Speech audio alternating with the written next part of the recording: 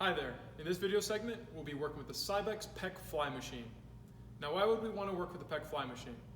It's a two-jointed movement, works from the elbow and shoulder joint, predominantly works the pectoralis muscles, anterior parts of the shoulder, and a little bit of the bicep as well. Now, it's not the best exercise for strengthening, but it definitely is good for use of shaping and defining muscles, especially with the upper body. And at the same time, there's some modified positions we can use to help kind of work a little bit of the resistance of rotation throughout the core. And I'll explain that as we go further in the video. Now, if we take a quick look, there's not a lot to the actual machine itself, but one thing we do have to take in consideration is the shoulder joint.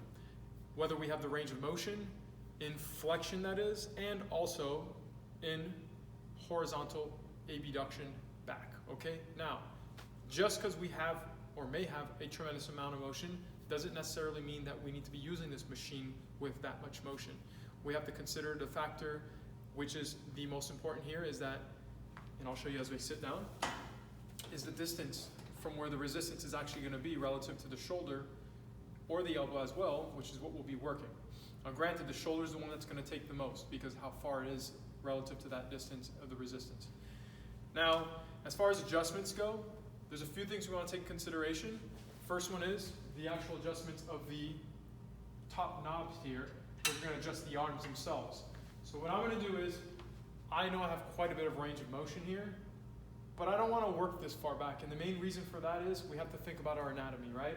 So the humerus, which is the arm bone, and the head of the humerus, which actually goes into its socket. As I come too far back, I start hitting in what feels almost kind of pinchy. We can make the assumption that it's almost a little bit of like bone on bone, right? Through the actual joint capsule, I'm getting to the end range where I know for sure I don't want to be playing around with or even working that far back. So I personally like to kind of see where I'm at, and then I'll work a little more forward from that position, just for the safety of the shoulder. And to be honest, we can always increase resistance. It's safer to be in a better anatomical position without potentially risking injury of the shoulder. Now, adjusting the arms, I'm going to set this on position 3, which the numbers don't really matter much because these are my numbers. For you, it may be different. Now, what that does is that sets me quite a bit forward versus what I'm able to actually do, which is, I mean, I can come back here, no problem, right? But I don't want to work from here based on what I just told you a second ago. Now, the other thing is, if I were to sit on this machine on way down here, you can see that this is not the greatest position for me. I'm a bit too low. Now, granted, I can work from here, but it's not going to be the best position for my shoulder, nor will allow me to utilize my muscles best. So I'm going to bring this to where I'm about shoulder height relative to my position. Think about this running in alignment through my midline all the way to the other side. We mentioned in the chest press machine pinning the shoulder blades, so I'm actually going to tell you to do the same thing here, just with not as much emphasis, where over there on the chest press we had a slightly higher angle upwards pressing. This is going to run directly in line from here to here, right? This is the direction of the force. It doesn't change. So, but by me pinning my shoulder blades, it actually prevents you from doing one thing that most folks do when they get on here, and that's actually rounding forward of the shoulder blades. So we'll explain that as we actually do the exercise. My top positions are all set up with my arms. My seat position is set up. So once again, I've adjusted my arms relative to my ability to bring my arms back and slightly forward just to make sure that my shoulder isn't taking too much of a beating. Distance does create an increased level of shear force to the joint. That shear force is basically sliding forces and friction, which is not good for that joint, especially at heavier weights. Seats adjusted, arms are adjusted, and my resistance I have not taken a look at, which make sure you do. So it's set on 35 pounds for me. That's fine, it's not a problem, but before you actually get on your machine, make sure that you have the appropriate weight. Once again, if this is new to you, always start with a lightweight. As I've mentioned with the other machines, the top dial is going to actually be 5-pound increments, and with the bottom pin will be 20-pound increments. Now, if that pin's not in there and I keep it out and I keep this at 0, it is a 10-pound preset, but I'll keep it at that 35 for now. Now, I've pinned my shoulder blades. I've extended my arms. Now, I don't want to do this with a fully extended arm, like I mentioned, for the simple fact that it will create a lot of stress through the shoulder joint. So I'll have a slight bend at the elbow.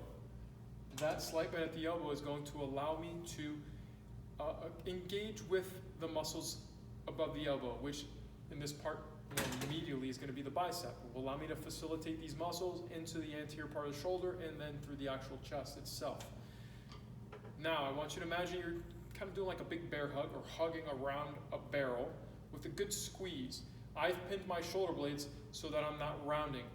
I'll do a few of these just so you can see my position. Now, if I was rounding, it would look something like this. I'll be rounding the upper back and shoulder blades forward, which is not a good thing because as I pull those shoulder blades forward, I'm using some other muscle groups that really aren't needed for this exercise, and one of those being one of the smaller rotator cuff muscles that doesn't really need to be loaded for this specific action. Granted, it's probably still going to be involved even if I did this correctly, but now with the shoulder blades pinned, I'm using the bigger muscle groups to really get the job done. Now, as you notice, my hands are kind of open and free here. This is a kind of a, how can I say, a soft grip. I don't want you to death grip this, right? By death gripping this, we start using the forearm muscles predominantly, and we kind of take the thought and the intention out of what we should be working.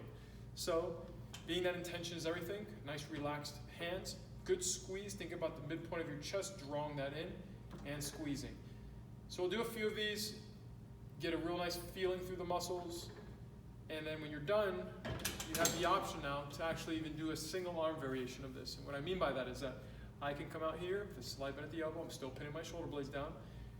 I like to keep my hand across here because what ends up happening is as I come around with this resistance, I'm going to feel the resistance pulling me internally that way, right? So I need to create tension through here so that I'm not getting pulled that way. I'm creating tension to fight this way, right? Nice and slow, and drawing it across. Now, if I have the ability to, I can come across a little more, but once again, respect the shoulder, okay? You may feel it gets pinchy as you're starting to hit the end range of that shoulder across there, and you're also gonna start hitting parts of the anterior part of the shoulder and the pec that really aren't used to withstanding, these forces. So once again, start light. Don't have to do a lot of these, all right? Do both sides. This is the Pec Fly machine, like I mentioned before. As a recap, make the adjustments on your arms. We will make those adjustments based on our range, our ability to flex and horizontally abduct. Make the adjustments on the chair. That's going to be based on your height, right? So we want to make sure that we're shoulder height level. If I was somebody who was shoulder, let's say limited as far as how I can flex my shoulder, that doesn't necessarily mean that I can't do this exercise. I might just need to use, let's say, like a booster, right? For somebody maybe that's shorter. If I feel any pain or discomfort with this exercise, probably want to discontinue it, especially if it's in the shoulder itself, all right?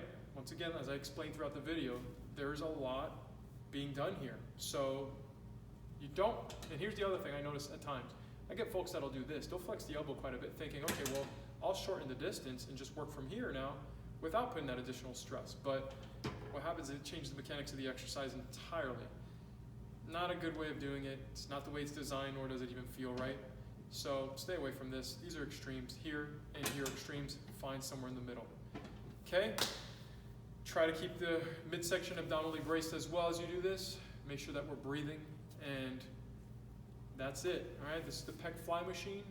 I hope this serves you some benefit. Once again, we'll use this one for sculpting those muscles, a little more definition, but not so much for strengthening purposes. All right, have a great day. Thank you very much. Take care now.